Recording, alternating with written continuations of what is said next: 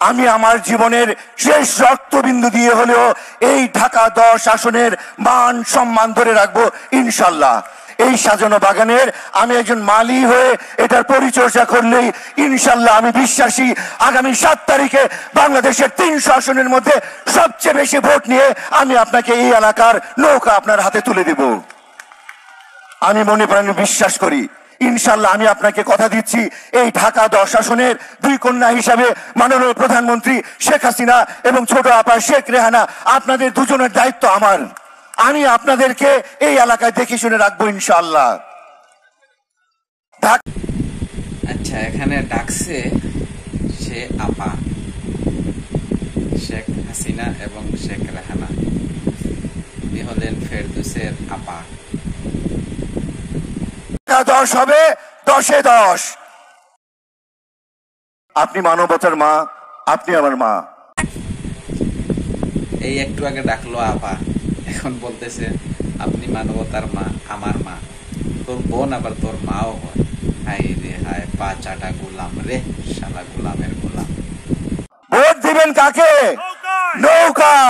আজ আমাদের মাঝে দক্ষিণের বাতাস হয়ে এসেছে মাননীয় প্রধানমন্ত্রী।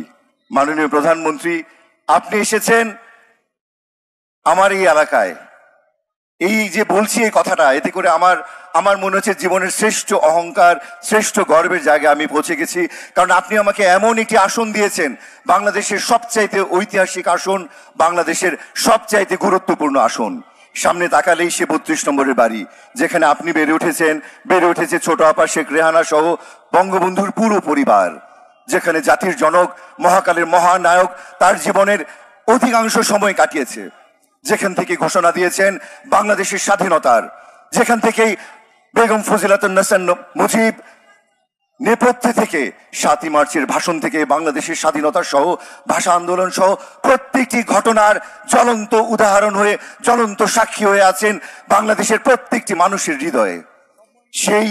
সেই ঢাকা 10 আসন আপনি আমাকে দিয়েছেন। আমি আমার জীবনের শেষ রক্তবিন্দু দিয়ে হলেও এই ঢাকা 10 আসনের মান সম্মান ধরে রাখবো ইনশাল্লাহ। এবং আমি আপনাকে কথা দিচ্ছি, আপনি আমাকে ব্যারিস্টার ফজলে নূর তাপসের এক সাজানো বাগান দিয়েছেন। তিনি এই এলাকার আওয়ামী লীগের প্রত্যেকটি অঙ্গ সংগঠনের নেতা কর্মী সহ মহানগর আওয়ামী লীগের কেন্দ্রীয় নেতাদেরকে নিয়ে যেভাবে সুসংগঠিত একটি সাজানো বাগান তৈরি করে রেখেছে, আমার এখানে খুব বেশি কিছু করার নেই। এই সাজানো বাগানের আমি একজন মালি হয়ে এটার পরিচর্যা করলেই ইনশাল্লাহ আমি বিশ্বাসী আগামী 7 তারিখে বাংলাদেশের 300 আসনের মধ্যে সবচেয়ে বেশি ভোট নিয়ে আমি আপনাকে এই এলাকার নৌকা আপনার হাতে তুলে দেব। আমি মনে প্রাণে বিশ্বাস করি ঢাকা 10 আসন বঙ্গবন্ধুর আসন। ঢাকা 10 আসন যদি আপনাদের ভোটে আমি নির্বাচিত হই, তবে আমার এই আসনটিকে আমি বঙ্গবন্ধুর প্রতি উৎসর্গ করতে চাই।